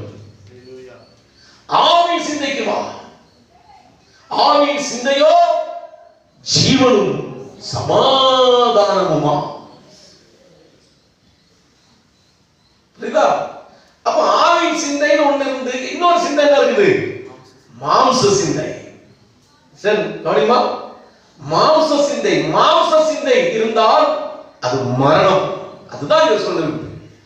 சத்ரு சுள்ளம் வந்து போட்டு என்ன செய்வான்? மோதி அடிக்கிறவனாக இருக்கிறான். மாம்ச சிந்தை. அப்ப தேவ பிள்ளையே நல்ல கவனிங்க, உங்களுக்குள்ள 2 சிந்தை இருக்குது. நம்ம எல்லாருக்குள்ள 2 சிந்தனை இருக்குது. ஒண்ணு மாம்ச சிந்தை. நீங்க ரட்சிக்கப்படாத போது நீங்க சிந்தித்த சிந்தையெல்லாம் நீங்க ரட்சிக்கப்பட்ட பின்பு மறைந்து போகவில்லை, அது உங்களுக்குள்ளேயே தான் இருக்கு. போராமை, எரிச்சல், போட்டி, அது இது எல்லாம் என்ன செய்யுது? ரட்சிக்கப்பட்ட பின்பு என்னதான் செய்யுது? உள்ளதான் இருக்குது. அதே சமயம் நீங்க ரட்சிக்கப்பட்ட பிறகு மகிமையின் தேவனுடைய கிருபையினாலே ஆவியானவர் நமக்குள் வந்து வாசம் பண்ணி விட்டார். ஹல்லேலூயா. சந்தோஷப்பட்டு ஸ்தோத்திரம் பண்றவங்க எல்லாரும் கரங்களை தட்டி ஆண்டவரை துதிப்போம். ஆவியானவர் நமக்குள்ளாய் வந்த பிறகு என்ன நடந்துச்சுன்னா, அவர் நமக்குள்ள ஒரு சிந்தனை தராரு. அந்த சிந்தனை தான் என்னன்னா, ஆவியின் சிந்தனை. அப்போ 2 சிந்தையில ஒரு கிறிஸ்தவன் ஒவ்வொரு நாளும் போராடுகிறான். மாம்ச சிந்தை ஒரு பக்கம் அவனை தாக்குது, இன்னொரு பக்கம் ஆவியின் சிந்தை அவனை நெருக்கி ஏவுது. இப்போ இதெல்லாம் கேட்டுக்கிட்டு இருக்கீங்க, என்ன சிந்தை? ஆவியின் சிந்தை. செய்யறாங்கன்னா மாம்ச சிந்தைக்கு இடம் கொடுக்கறதுனாலதான் இன்னைக்கு என்ன செஞ்சா சமாதானத்தின் வழி அறியாம வேற மாதிரி விட்டுலாம் போயிடுறாங்க. சிலர் என்ன செஞ்சிடறோம்னா ஆவின் சிந்தைக்கு இடம் கொடுக்கறதுனால நாம சமாதானத்தின் பாதையை அறிந்து நாம ஒரு சமாதானத்துக்குள்ளாக இடைப்பாடு நடந்து கொண்டு இருக்கிறோம். ரெண்டு குரூப் ஆஃப் பீப்புள் இருப்பாங்க சர்ச்ல. நான் சொல்றது உங்களுக்கு புரியுதுங்களா? ஆமே. நல்ல கவனிங்க. நான் மறுபடியும் சொல்றேன், ஒரு குடிக்கிற ஒரு சகோதரனுடைய வாழ்க்கையில குடி நம்முடைய குடும்பத்தை அழிக்கும், குடி நம்முடைய சரீரத்தை அழிக்கும், குடி நம்முடைய வாழ்க்கையை நிர்மூலமாக்கும் என்று தெரியாதா? தெரியாதா? குடிகாரங்களுக்கு தெரியுமா தெரியாதா? நிச்சயமா தெரியும். ஆனா ஏன் அதை தெரிஞ்சும் செய்யறாங்கன்னா அவங்க ஆவின் சிந்தைக்கு வர விருப்பப்படல. அந்த மாம்ச சிந்தையிலே இருக்கிறதுக்கு அவங்க ஆசைப்படுறதுனால தான் ரட்சிக்கப்பட்டு பின்வாங்கி போயிடுறாங்க. சொல்றது புரியுதுங்களா? ஏன் பாஸ்டர் நிறைய பேர் குடிக்கிறவங்களாம் பின்மாற்றத்துக்கு போயிடறாங்க, சில விசுவாசிகள் எல்லாம் ஏன் பின்வாங்கி போயிடறாங்க? ஏன்னு பண்ணா விஷயம் என்ன? நீங்க நல்லா கவனிச்சு பார்த்தீங்கன்னா அவங்க சிந்தை ஆவின் சிந்தைக்கு இடம் கொடுக்காம மாம்ச சிந்தையை மறுபடியும் அவங்க என்ன பண்றாங்க? ரட்சிக்கப்பட்டு கூட சர்ச்சுக்குள்ள வந்து கூட தேவனுடைய சிந்தைக்குள்ளாக வராம மாம்ச சிந்தையை உலகத்தில் எப்படி சிந்தித்தார்களோ, உதாரணத்துக்கு இஸ்ரவேல் ஜனங்கள் எகிப்திலிருந்து வந்த போது அவர்கள் எப்போதும் பார்த்தாலும் சொல்லிக் கொண்டிருந்த ஒரு வார்த்தை, எகிப்துக்கு போனால் நலமாய் இருக்குமே, எகிப்துக்கு போனால் நலமாய் இருக்குமே. அதே ரட்சிக்கப்பட்ட ஒரு கிறிஸ்துவுக்குள்ள ரட்சிக்கப்பட்ட ஒரு சில தேவ பிள்ளைகளுடைய வாழ்க்கையிலும் இந்த சிந்தை அவர்களுக்குள்ளாக இருந்து அவர்களை விரும்புவதனாலே அவர்கள் இதை விட உலகத்தை விரும்புகிறதுனால தான் எந்த ஒரு பாவத்தை மேற்கொள்ள அவர்களால் முடியாமல் போகிறது. அதுதான் நீங்க யோசிக்கலாம். பின்மாற்றம் புரியுதுங்களா? ஆமே. பின்மாற்றம் உள்ள இருக்கிறவங்களை போயிட்டு ஏன் நீங்க சர்ச்சைக்கு வரணும் கேட்காதீங்க. நான் சொல்றேன், நீங்களா அதை புரிஞ்சுக்கணும். என்னது சொல்லுங்க. நீங்க நல்லா பாருங்க, பின்வாங்கி போனவங்களை பார்த்து நீங்க அழகா புரிஞ்சுக்கலாம். நிச்சயமா ஏதாவது ஒண்ணு இருக்கும். நல்லா யோசிச்சு பாருங்க. சர்ச்சைக்கு சொல்லுவாங்க வந்துடுறோம் பாஸ்டர். ஆனா நிச்சயமா அவங்களால வர முடியாது. ஏன்? மாம்ச சிந்தையில இருக்கிறாங்க. எதை ஊத்தையா ஊத்து கோட்டை லலோயா சொல்லுவாங்க வந்துடும் பாஸ்டர். எப்படி வருவே? வரமாட்டேன், எனக்கு தெரியும், வர முடியாது. என்னைக்கு நீ ஆவின் சிந்தைன்னு வரணும்னு ஆசைப்படுறியோ அன்னைக்குள்ள வந்துருவேன். சொல்ல புரியுதுங்களா உங்களுக்கு? அதனால பின்வாங்கி போனவங்களா நீங்க என்ன பண்ணக்கூடாதுன்னா ஏன் வரல கேட்கக்கூடாது. புரிஞ்சுக்கணும் நீங்களே. ஆமே. விக்கிரக ஆராதனை ஒருத்தவங்க செய்யறாங்க, துணிகரமா போயிட்டு விக்கிரக ஆராதனை செய்யறாங்க. ஜீவனுள்ள தேவன் அது எவ்வளவு பெரிய சாபம்னு அவங்க நல்லா தெரியுது. அப்ப அவங்க வருவாங்களா? சொல்லுங்க. ஹலோ, வருவாங்களா சர்ச்சுக்கு? உள்ள வந்தா என்னதான் இங்க ஆவின் சிந்தை தாக்கத்தை கூட்டா அவங்க நம்ம ஏண்டா சாமி வாம்பு? புரியுதா? அப்படியே மனம் திரும்ப விரும்பவும் இல்லை. அந்த கரும்பு புரியுதா? மனம் திரும்ப என்ன செய்ய கிடையாது, விருப்பம் இல்லை. நான் சொல்றேன், விக்கிரக ஆராதனை ஒருத்தவங்க செய்யறாங்கன்னா என் வேதம் சொல்லுது, ஆண்டவர் அறியாத பிள்ளைங்க பரவாயில்ல, ஆனா ரட்சிக்கப்பட்டு சர்ச்சுக்குள்ள வந்து ஞானஸ்நானம் எடுத்து விக்கிரக ஆராதனை செய்யறாங்க, என் வேதம் சொல்லுது அவங்க வீட்டை சாப்பிட கூட நீங்க செய்யக்கூடாது. ஆமென். ஸ்தோத்திரம் பண்ணாதீங்க, ஸ்தோத்திரம் பண்ணாதீங்க. ஏன்னா கொஞ்சம் புளிச்சமாக என்ன செய்யும், எல்லாம் வாங்கி உப்பு பண்ணிடும். நான் இதெல்லாம் தெளிவா சொல்லிடுவேன், யாரா இருக்கட்டும், அதை பத்தி ஐ டோன்ட் கேர். ஆமென்.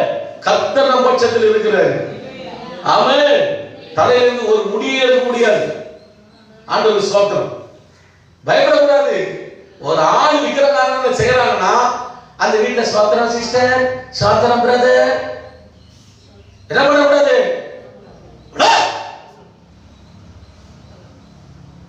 தேவ கோபத்தோடு சொல்ற உண்மை. நிறைய விசுவாசி நான் பாக்குறேன், நம்ம கூட என்ன செஞ்சுக்கிட்டு நல்ல லிங்க் குடிச்சுக்கிட்டு பேசிக்கிட்டு தேவன் வேதனை பண்ற சிஸ்டர். அவர் மனசுல ஒருத்தவங்க கஷ்டப்படுத்துறாங்கன்னா அதாவது சொல்லுவாங்க, ஆடு பாங்க குட்டி வரணும்ன்ற மாதிரி. ஆடு பாங்க எனக்கும் அது பார்க்கலாம். மோசே வந்தார், 2 கற்பனைகள் எடுத்து வர எல்லாம் ஆராதனை பண்ணி கண்ணுக்குட்டி வச்சு ஆராதிக்குதுங்க. புரியுதா? கோபத்தில் என்ன பண்ணாரு, டென்ஷன்ல தூக்கி போட்டு வச்சாரு கற்பனைங்க. சரி நம்ம சொல்ல முடியாது. தேவன் ஏற்றுக்கொண்டேன். ஏன் தெரியுமா? நானா இருந்தா நீ பழையதான் வச்ச, நானா இருந்தா எல்லாத்தையும் வச்சுட்டு கொண்டு வச்சுட்டு சொல்றாரு. யாரெல்லாம் என் பக்கத்துல இருக்கீங்க செஞ்சிருக்கீங்க தவறு, யாரெல்லாம் என் பக்கத்துல இருக்கீங்க வாங்க. புரியுதா? அவனை கட்டியோடு ஓடி வருதுங்க ஜனகம். நான் ஆர்வம் அந்த அளவுக்கு செஞ்சுட்டான். ஓடி வருதுங்க. ஒரு கூட்ட ஜனம் வரமாட்டேன் சொல்றான். டேய், அண்ணன் தம்பி தங்கச்சி அக்கா அம்மா அப்பா யாரும் நீ பார்க்காத, கர்த்தர் பட்சத்துல நிறுத்தனா வெற்றான விளையாடப்பட்ட. புரியுதா? ஜனங்கள் இறங்குறாங்க. அந்த மெயின் லேவி கோத்திரம், நல்லா சொல்ல மெயின் லேவி போய் இறங்குது, வெட்டுது, அண்ணன் பார்க்கல எல்லாரும். ஏன்னா தேவனாகிய கர்த்தரை விட்டு என்ன செஞ்சுட்டு இவ்வளவு துணிவா கண்டுகுட்டி நீ செஞ்சுட்டு சொல்லிட்டு வெட்ட ஆரம்பிக்கிறார். அதாவது ஆண்டவர் லேவி கோத்திர விஷயத்துல சரியானதான் என் ஆசிரியப்பு கூட தேவ வைராக்கியம் வேணும். வைராக்கியம் வேணும். அன்பா சொல்றேன், யாச்சமைப்பட்ட திருமணம் அங்க சொல்றது போச்சுன்னா நம்மளால உட்கார்ந்து அழகா சாப்பிட்டு கூசனுக்கு உடம்பு என்ன செய்யணும் சொல்லுங்க பிரதர், சொல்லுங்க. உடம்பு கூசணும். ஐயோ கடவுளே பா எப்படி புரியுதா? பழகினதுக்காக கணத்தை செஞ்சுட்டு வந்துட்டே இருக்க நீங்க. ஆமென். உட்கார்ந்து நீங்க எப்படி சாப்பிட முடியும்? வேதம் சொல்றது, ஒருவன் அந்த இடத்துல வந்து இருக்கிறதுக்கு பார்த்தனா இன்னொருத்தருடைய உதவி துணிவு கொள்ளும். அப்பதான் சொல்ற பாவம் உன் குடும்பத்துக்கு பாவம் வரும். விளையாடாதீங்க. சமாதானத்தின் வழியை எதுவும் தெரிஞ்சு கொள்ளணும். ஆமென். கவனம். பிசாசு கொஞ்சம் கிடைச்சா போதும்னு பார்த்துக்கிட்டே இருப்பான். நீ இதுக்கெல்லாம் இடம் கொடுத்துக்கிட்டு, நீங்க மனுஷனை மகிமைப்படுத்திக்கிட்டு, நீங்க ஃப்ரெண்டு மகிமைப்படுத்திட்டு, எனக்கு பழக்கமானவங்க இவங்க அவங்க நீ மகிமைப்படுத்திட்டு இருந்தனா, கண்டிப்பா சொல்றேன், உனக்கு வர ஆபத்துக்கு அந்த ஆளுக்கு யாரும் வர போறது இல்லை. நீ அடி விடும் பொழுது கர்த்தர் தான் உனக்கு துணையா நிக்கணும்.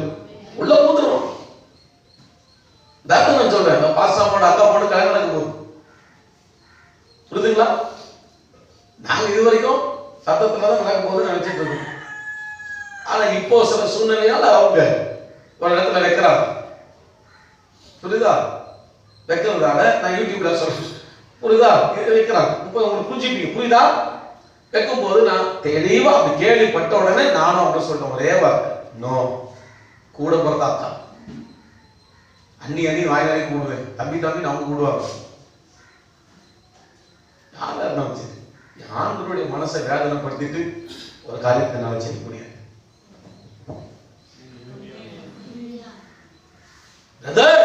சிஸ்டர், இந்த வைராக்கியம் நமக்குள்ள இருக்கிறாங்க. இதுதான் எனக்கு தெரியும். ஏன்னா இது சமாதானத்தின் வழி. நாளைக்கு பிரச்சனை நான் தான் சந்திக்கணும், அவங்க கிடையாது. நான் தான் சந்திக்கணும், நம்ம குடும்பம் தான் சந்திக்கணும்.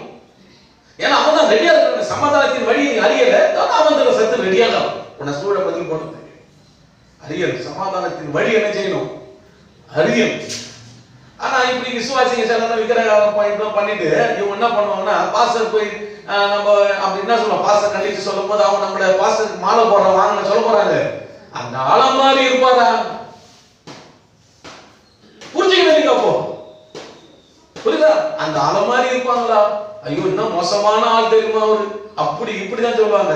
டக்கு நம்ம செய்யலாம். ஆமா, நீ பண்ண காரியத்துக்கு அப்படித்தான் பாஸ்டர் இருப்பாரு. எச்சரிக்கையா இருந்துக்க, மனம் திரும்பிக்க. அதான் ஒரு நல்ல விசுவாசி என்ன பண்ணுவாங்க? சொல்லுங்க சொல்லுங்க சொல்லிட்டு வருவாங்க. சொன்னது புரியுதுங்களா? ஏன் தெரியுமா? ஒரு தேவனுடைய ஊழியர் தேவனுக்கு சித்தமான வழியில தான் தேவ சபையை நடத்தணும். ஆமென். ஒரு நாள் ராஜாதி ராஜாவுக்கு முன்னாடி நிற்கும் போது ஆண்டவர் சொல்வார், உண்மை உத்தமுள்ள ஊழியக்காரனே, நீ என் கொஞ்சத்திலே உண்மையா இருந்தால் அநேகத்துக்கு பண்ண அதிபதியாக மாற்றும். புரிதுங்களா? பவுல் சொல்றார், நான் யாரை நாடி போதிக்கிறேன்? மனுஷனை நாடியா நான் போதிக்கிறேன். மனுஷனை நாடி நான் போதிக்கிறவனா இருந்தால் நான் தேவனுடைய ஊழியக்காரன் அல்ல. மனுஷனை செய்ய முடியாது, திருப்திப்படுத்த முடியாது, கூடாது. ஊழியக்காரன் எங்க 10 பேர் இருந்தா கூட போதுங்க. சரியான ஆள் 10 பேர் இருந்தா போதும். அந்த 10 பேரை பரலோகத்துக்கு கொண்டு போயிட்டா ஆண்டவர் அழகா கை தட்டி நம்ம உற்சாகப்படுத்தி உண்மையான ஊழியக்காரன். ஆமென். புரியுதா? இவங்க வரல, இவங்க கோச்சிப்பாங்க, அவங்க கோச்சிப்பாங்க. நோ நோ நோ, ஆண்டவர் கோச்சிக்க கூடாது. அதுதான் நம்ம நோக்கம். கர்த்தர் உள்ளத்தை வேதனைப்படுத்திட்டு மனுஷங்களை சந்தோஷப்படுத்தினா அது ஊழியமே கிடையாது. ஒரு தியாகம் இல்லையா அவங்க கிடையாது. ஆமென். சொல்றது புரியுதுங்களா? அன்றோட பிள்ளைகளை நான் ஏன் இவ்வளவு வைராக்கியமா சொல்றேன்னா, ஆவியானவர் அப்படிப்பட்ட வைராக்கியத்தோட தான் இருக்கிறேன். புரியுதா? அதனால சமாதானத்துக்கு ஏற்றவர்களை நீங்க அறியணும். அந்த சமாதானத்துக்கு ஏற்றவர்கள் தான் ஆவியின் சிந்தை. ஆவியின் சிந்தை. அப்ப 2 சிந்தை உங்களுக்குள்ள இருக்குது. அதுல மெயின் என்னன்னா, நீங்க எதுக்கு ஒப்பு கொடுக்கணும்? இந்த 2மே உங்க வாழ்க்கையில் என்ன செய்யணும்? ஒவ்வொரு நாளுமே உங்களுக்கு போராட்டத்தை உண்டாக்கும். புரியுதா? மாம்ச சிந்தை என்ன? தேவனுடைய நியாயப்பிரமாணத்துக்கு கீழ்ப்படியாமல் இருக்கிறது. அது கீழ்ப்படி விடாது. கர்த்தருடைய வசனத்தின்படி தான் செய்ய விடாது. அதுதான் இது. நீ கண்டுபிடிச்சிடலாம் மாம்ச சிந்தை. அப்ப உடனே அதை எதிர்க்கணும். ஆவியின் சிந்தை என்ன செய்யும்? தேவனுடைய நியாயப்பிரமாணத்துக்கு கீழ்ப்படிய வைக்கும். கிறிஸ்துவின் வார்த்தைகளுக்கு கீழ்ப்படிய வைக்கும்.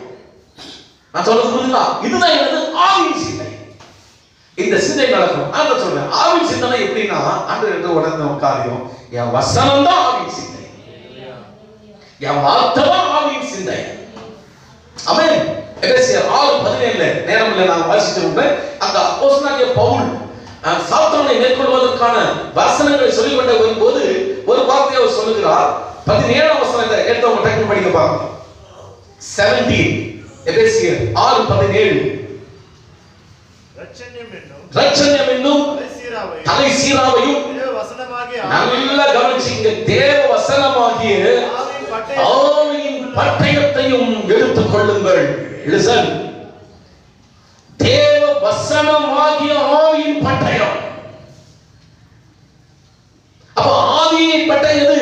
ஆவி எது? தேவவசனம். யோவான் 6:63. யோவான் 6:63. சீக்கிரம். யோவான் 6:63. ஆவியை உயிர்ப்பிக்கிறது. ஆவியை உயிர்ப்பிக்கிறது. மாம்சம் ஒன்றுக்கும் உதவாது. மாம்சம் ஒன்றுக்கும் உதவாது. நான் உங்களுக்கு சொல்லுகிறேன். நான் உங்களுக்கு சொல்லுகிறேன். வசனங்கள் ஆவியாயும். வசனம் வசனங்கள் ஆவியாயும். இல்ல, சரியா படிங்க. நான் உங்களுக்கு சொல்லுகிறேன். வசனங்கள் ஆவியாயும். வசனங்கள் ஆவியாயும். சொல்லுங்க. ஆவியாயும் ஜீவனமாய் இருக்கிறது. வசனங்கள் ஆவியாயும். நான் சொல்லும் வசனம் அங்க இல்லையா? வெறும் வசனம் தான் இருக்குது. நான் உங்களுக்கு சொல்லுகிறேன். அப்படிதான். நான் உங்களுக்கு சொல்லுகிறேன். வசனங்கள் ஆவியாயும். வசனங்கள் தெளிவாக படிங்க. நான் உங்களுக்கு சொல்லுகிற, அதுதான் நான் பார்க்கிறேன். சொல்லுகிற வசனங்கள் ஆவியாயும் ஜீவனாயும் இருக்குது. இயேசு சொல்லுகிற வசனங்கள் எது? ஆவியாயும் ஜீவனாயும் உங்களுக்கு சீசர்களே இருக்கிறது. அப்போ நல்ல கவனிங்க, ஆவியின் சிந்தை எது என்றால் இப்ப நீங்க கணிச்சுக்கலாம். எது?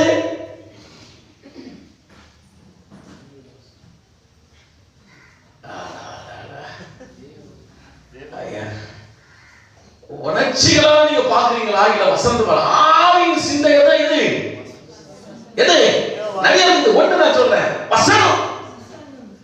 இதுதான் தேவ வசனம், இயேசு சொன்ன வார்த்தை. இவைகள் என்னது?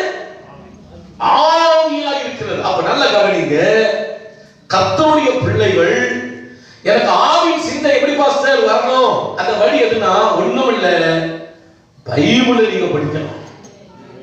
ஆமென் சொல்லுங்களேன். சந்தோஷமா தான் சொல்லுங்களேன். பிரதர் சிஸ்டர், ஒன்னு சொல்றேன், ஒரு எச்சரிக்கை சொல்றேன். பைபிள் படிக்காத விசுவாசி நீங்க ஆறாவது இருக்கலாம். நீங்க பைபிள் படிக்காத ஆளா நீங்க இருப்பீங்கன்னா கட்டாயம் சொல்றேன், மாம்ச சிந்தையில தான் நீங்க மேலோங்கி இருப்பீங்க. நீங்க ஏற்றுக்கொண்டாலும் சரி, ஏற்றுக்கொள்ளாட்டாலும் சரி, கர்த்தர் வார்த்தை அதுதான். ஏன்னா வேத வசனமாகிய ஆவியின் பட்டயம், நான் சொல்லுகிற வசனங்கள் ஆவியாய் இருக்கிறது. அப்போ அவர் சொன்ன வசனத்தை நீ படிக்கலனா, ஆவின் பட்டயமாகிய கர்த்தருடைய வார்த்தையை நீ தினமும் படிக்கலனா, நிச்சயம் சொல்லுகிறேன் உனக்குள் மாம்ச சிந்தை தான் இருக்கும். நீ ஏதாவது ஒன்று சொன்னால் சற்று கோபப்படுவாய், உணர்ச்சிகள் பாதிக்கப்படும். ஏனென்றால் அதை தாங்கிக் கொள்கிறதற்கான வசனம் உனக்குள் இல்லை. சொல்லுங்க, புரியுதுங்களா? பைபிள் படிக்காத ஆளு மாம்சத்துக்குரியவன் தான். தெளிவா நம்மளால சொல்ல முடியும். யார் ஒருவர் நீங்க பைபிள் படிக்காம இருக்கீங்களோ, நீங்க 10 வருஷம் கட்சி கொண்டவங்களா இருக்கலாம். ஆரம்பத்தில் இருந்து இருக்கிறவங்கள நீங்க சொல்லலாம். ஆனால் ஒரு நாளைக்கு நீங்க 2 அதிகாரம் 3 அதிகாரம் 5 அதிகாரம் சொல்லி பைபிள் படிக்காத ஒரு ஆளாக நீங்க இருப்பீர்களானால், பைபிள் படிக்காத ஒரு வாலிபனாக இருப்பாயானால், பைபிள் படிக்காத ஒரு சகோதரியாக, ஒரு புருஷனாக, ஒரு சிறுபிள்ளையாக இருப்பாயானால், நீ மாம்சத்துக்குரியவன். நீ மாம்சத்துக்குரியவன். மாம்சம் சமாதானம் உன் மனதில் இருக்காது. எப்போ தெரியுமா சமாதானம்? தேவனுடைய வார்த்தைகளை உட்கார்ந்து படித்து படித்து படித்து படித்து அதை சிந்தையிலே வந்துடும். படிச்சா சிந்தையில வந்துடும்.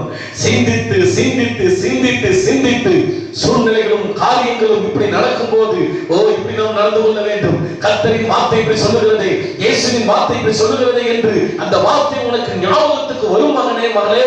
அதை நீ சிந்தித்து வழியில் நடப்பா பாரு.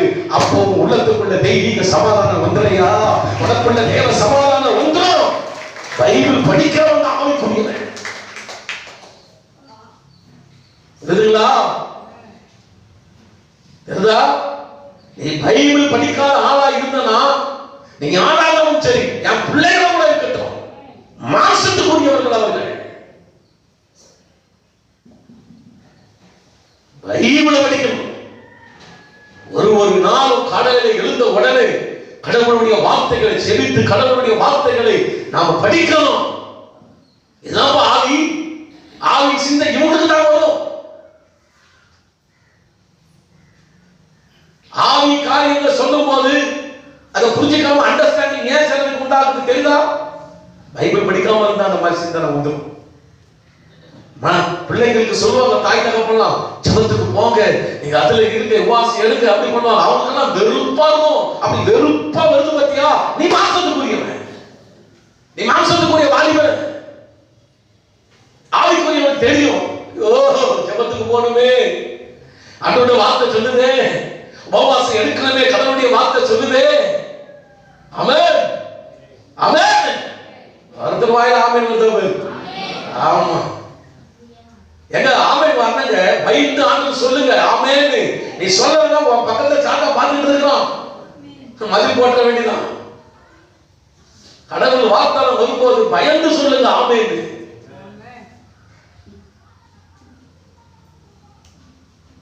பைபிள் படிக்கணும் சிஸ்டர், பைபிள் படிக்கணும். பைபிள் படிச்சாதான் ஆவி சிந்தை உனக்குள்ள இருக்கும். புரியுதா? பைபிள் படிக்கிறீங்களா? பிஸி, ஐ அம் பிஸி. ஐயோ பாஸ்டர் என்ன பிடிக்கலாம் முடியாது பாஸ்டர், நான் ரொம்ப எப்ப என்ன எனக்கு அங்க போகணும் இங்க போகணும் இங்க போகணும் இங்க போகணும், அதுக்கெல்லாம் டைம் இல்லை. டைம் இல்லையாப்பா, சரிப்பா போப்பா, போ என்ன நீ வேலை பண்றியோ பண்ணு, என்னென்னலாம் நீ செய்யோ செய். கடவுள் வார்த்தைக்கு இடம் கொடுக்காம நீ செய்யப்படுகிற அத்தனை காரியமே வாய்க்காது. ஆண்டு சொல்ற, என் வேதத்தை நீ மறந்தாய், உன் பிள்ளைகளை நான் மறப்பேன். அப்படியா? மறந்துட்டியா நீ? என்ன கர்த்தரை நான் தரிசிக்கிற, கர்த்தரை நான் பார்க்கிறேன்னு என்னங்க? டெய்லி பைபிள் படிக்கிறது தான் கர்த்தரை தரிசிக்கிறது கிடையாது. டெய்லி பைபிளை பார்க்கணும், படிக்கணும். அவருடைய வேதத்தை வாசிக்கிறவனுக்கு சமாதானம் உண்டு. படிக்கணும். புரியுதா? விசுவாசிகள் படிக்கணும். படிப்பு தெரியலனா இருக்குது, ரெக்கார்டிங் இருக்குது, கேசட்ல போட்டு கேளுங்க, நம்ம செல்போன்ல இருக்குது, உங்க பிள்ளைங்க கிட்ட வாங்கி கொஞ்சம் போட்டு கேளுங்க. ஒரு 5 அதிகாரம் கேட்கறேன்னு சொல்லி உட்காருங்க, ஒரு நிமிஷமா உட்காருங்க. ஒரே சலசலப்பு, அந்த வேலை இந்த வேலை இந்த வேலை இந்த வேலை அந்த வேலை இந்த வேலை இந்த வேலை எந்த வேலை? பைபிள் படிக்கிற வேலை இல்லாம நீ எந்த வேலை செய்தாலும் என்னங்க லாபம்? வேலையை செய்யணும் தான், இல்லைன்னு சொல்லல, செய்யுங்க. ஆனா கடவுளுக்குள் வந்து நீ ரட்சிக்கப்பட்டு பைபிள் படிக்காம இருக்கிறீயே, பைபிள் படிக்கிற வேலை தாங்க சிறந்த வேலை. எத்தனை பேர் உயிரோடு இருக்கிறீங்க? உயிரோடு இருந்த கைதட்டி ஆண்டவருக்கு மகிமை கொடுங்க. ஹalleluya.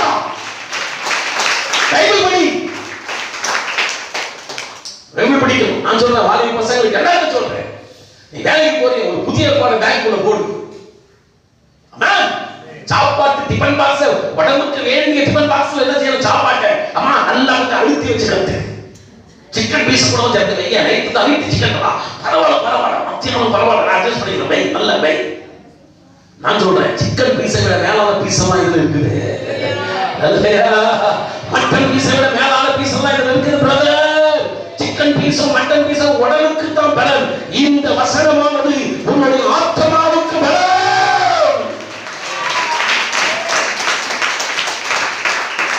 ஆத்மால சாத்தான் தாக்குதல் உண்டாகணும்னா நான் சொல்றேன், வசனம் தெரிச்சுங்க. பூச்சி நுரிச்சு வந்தப்பா. ஆனா இன்னைக்கு நிறைய சாத்தம் தாக்குறோம். ஐயோ ஐயோ ஐயோ. ஏன் உள்ள என்ன கிடையாது, வசனம் இல்ல. வசனம் இருந்துச்சுன்னா வர தாக்குதல் அது நிற்கும், தெம்பா நிற்கும். ஆகியும் பட்டயம் வந்தா ஒரு வெட்டுப்பா. அல்லேலூயா. தேவ பிள்ளையே, வசனத்துக்கு முக்கியத்துவம் கொடுங்க. செல்போன்ல பைபிள் படிக்காதீங்க. எச்சரிப்பு. நோ. செல்போன்ல கண்ட்ராவியான காட்சி எடுக்குது. அதே சமயம் ஆண்டவருடைய வார்த்தை ஒரு பக்கம் இருக்குது. செல்போன்ல ஒரு நாளும் பைபிள் படிக்க கூடாது. தேவனுடைய பிரிண்ட் அடிக்கப்பட்ட புத்தகத்தை எடுத்துதான் புத்தகங்களை என்ன செய்யணும்? படிக்கணும்.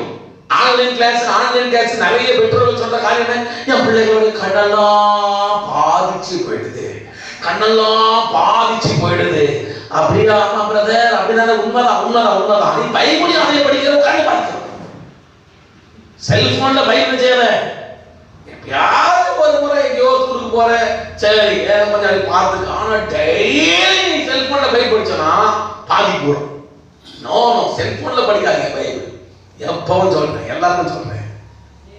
இதெல்லாம் நாங்க கட்டி பிடிச்சிட்டு தூங்கலாம். அதாவது ஆமா, மணிக்கணக்கில் படிக்கணும். சொல்லுங்க சிஸ்டர், என்ன செய்யணும்? மணிக்கணக்கில் உயிரே இருந்தாங்க. சொல்லுங்க, உயிரே பாதலாக பண்ணார். வார்த்தையில் நிலைத்திருந்து தினமும் கனி கொடுக்கும். இந்த பாட்டு கூட தெரியாதா? சீடர்கள் நாங்களையா. எல்லாம் பைபிள் தூக்கு போகலாம். வேதத்தை எல்லாம் கையில தூக்குங்க. வேதத்தை எல்லாம் கையில தூக்குங்க. அதுவரை வேதத்தை எழுந்துகிறோம். எல்லாம் வாசித்து மகிழ்கிறோம், சிந்தனை செய்கின்றோம். எதுக்கு? ஆவிக்குரியவர்களாய் மாற சிந்தனை செய்கின்றோம்.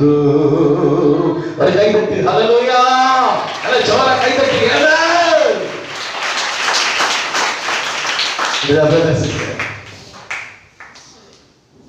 சமாதானத்துக்குரிய வழி இதுதான். படிங்க, மணிக்கணக்கில் படிங்க. அந்த நான் சொன்ன வார்த்தை ஆவி. அந்த சிந்தைப்படி உனக்கு சிந்திக்கிறபடி உனக்கு சூழ்நிலை வரும்போது இயேசு சொல்லியிருக்கிறேன். அந்த காரியம் அவன் சொல்றத சிந்தனை சொல்லி செய்யப்பட ஒண்ணு உனக்கு சமாதானம் கிடைச்சது. புரியுதா? பீச தூங்குவேன். அழகான ஒரு பாட்டு பாருங்க. நீர் என்னை தாங்குவதா தூங்குவே நிம்மதி. நிறைய பேர் நிம்மதி இல்லை. ஏன் தெரியுமா? உள்ள வசனம் இல்லை. புரியுதா? நானும் பார்த்தா நான் இழுத்துட்டு போகுது, கல்லு செய்து தூக்கம் இழுத்துட்டு போகுது. அதை சமாளிச்சுக்கிட்டு தான் வர வேண்டியதா இருக்குது. காரணம் என்ன? உள்ள வார்த்தை இருக்குது, நிம்மதியான தூக்கம். அப்படின்னு சொல்லுங்க. சமாதானம் இல்ல.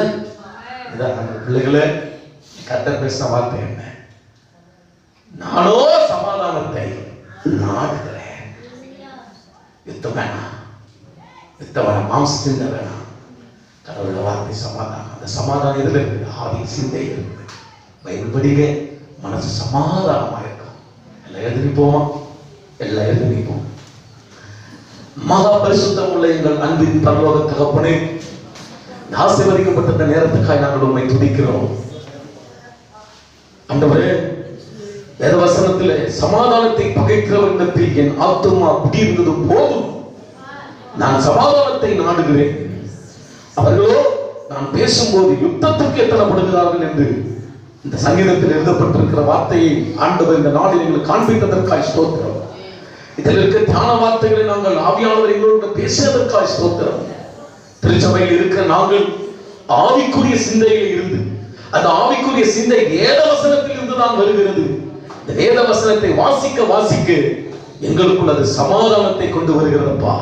சமாதானமான ஒரு சிந்தை எங்களுக்கு உண்டாகி எங்கள் வழிகளிலே போராட்டங்களும் பிரச்சனைகளும் சாத்தான் கொண்டு வருகிற போராட்டங்களும் வரும்போது இந்த சமாதான வழியை நாங்கள் தெரிந்து கொண்டு நடக்கும் பொழுது அல்லேலூயா எங்கள் உள்ளத்திலே நிம்மதி காணப்படுகிறது. ஆண்டவரே, சிஸ்டர் பிரதர் எல்லா கரங்களை உயர்த்தி ஒப்பு கொடுங்க, ஒப்பு கொடுங்க ஆண்டவரே. இன்றையில் இருந்து அல்லேலூயா எனக்கு ஒரு ஒப்பு கொடுத்தல் ஆண்டவரை அர்ப்பணிக்கிறேன். என்ன அர்ப்பணிக்க போறீங்க? ஆவியின் சிந்தை சமாதானம் உண்டாக்குகிற ஆமென் ஆவியின் வார்த்தைகள், நான் சொல்லுகிற வார்த்தைகள் ஆவியும் ஜீவனுமாய் இருக்கிறது. எல்லா கரங்களும் வாலிப தம்பி கைகள் எல்லாம் உயர்த்து பைபிள் படிக்க ஒப்பு கொடு. பைபிள் படிக்க சிஸ்டர் பைபிள் படிக்க ஒப்பு கொடுங்க. 100 வயசு கூட இருக்கிறாங்க, பைபிள் படிக்கணும் டெய்லி. எல்லாம் சொல்லுங்க ஆண்டவரே ஒப்பு கொடுங்க. ஆண்டவரே, இந்த ஆவியின் சிந்தையாய் இருக்க கொண்டு வருகிற இந்த வேதம் அருமையான வேதம், இந்த வேதத்தை ஒவ்வொரு நாளும் வாசிக்க என்ன நான் தருகிறேன் அப்பா. அம்மே எல்லா வழியையும் உண்டாக்கி வைத்து விட்டு இந்த வழியின்படி நான் நடக்க என்னை ஒப்பு கொடுக்கிறேன். நடந்து பாருங்க, சொல்ல முடியாத சமாதானம் உங்கள் உள்ளத்திலே வந்து காணப்படுகிறோம். உள்ளத்தில் வந்து காணப்படுகிறோம். நல்ல கரங்களை ஆவியில் நிரம்புங்க, நல்ல அந்நிய பாஷைகளை பேசுங்க. கர்த்தர் இந்த கிருபைகளை நமக்கு தருவாராக.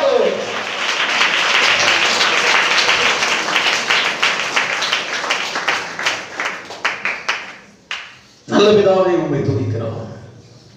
சத்தியத்தையும் அறிவீர்கள், சத்தியம் உங்களை விடுதலையாக்கும் என்று சொல்லப்பட்ட வார்த்தையின்படியாக வேத வசனத்தை இந்த நாட்களில் என்ன ஆகாரம் எங்களுக்கு வேண்டுமோ அதை ஆண்டவர் எங்களுக்கு இந்த செய்தி நேரத்தை கொடுத்து எங்கள் ஆத்துமாவை பலப்படுத்தி அனுப்புகிறதற்காக ஸ்தோத்திரம். வார்த்தைகளுடைய பிள்ளைகளுக்கு 30, 60, 100 பலம் கொடுக்கட்டும். பொறுக்க போடு வருகிற அந்தகார பிசாசின் கிரியைகளை கட்டி போடுகிறோம். ஒவ்வொரு தேவ பிள்ளைகளும் சாக்கிரதை உள்ளவர்களாக இருந்து இதை உண்மையும் நன்மையுமா இதயத்தில் ஏற்றுக்கொண்டு சிந்தித்து ஆவின் சிந்தையிலே வளர்ந்து சமாதானத்தின் வாழ்க்கையை வாழ்வார்களாக கர்த்தர் செய்கிறதற்காய் ஸ்தோத்திரம். இயேசுவின் நாமத்தில் ஜெபிக்கிறோம் பிதாவே, ஆமென் ஆமென். சேர்ந்து சொல்லுவேன், ஆத்மாவே கர்த்தரை ஸ்தோத்திரி, என் முழு உள்ளமே நாமத்தை ஸ்தோத்திரி, என் ஆத்மாவே கர்த்தரை ஸ்தோத்திரி. கர்த்தர் செய்த சகல உபகாரங்களையும் மறவாதே. ஆமென் ஆமென். நம்முடைய கர்த்தராகிய இயேசுவின் கிருபை, பிதாவாகிய தேவனுடைய அன்பு, ஆவியானவருடைய ஐக்கியம், இயேசு ராஜா வருகிறவரை நம் அனைவரோடு கூட என்றென்றைக்கு இருப்பதாக எல்லாரும் சேர்ந்து சொல்லுவோம். ஆமென் ஆமென். God bless you sister brother.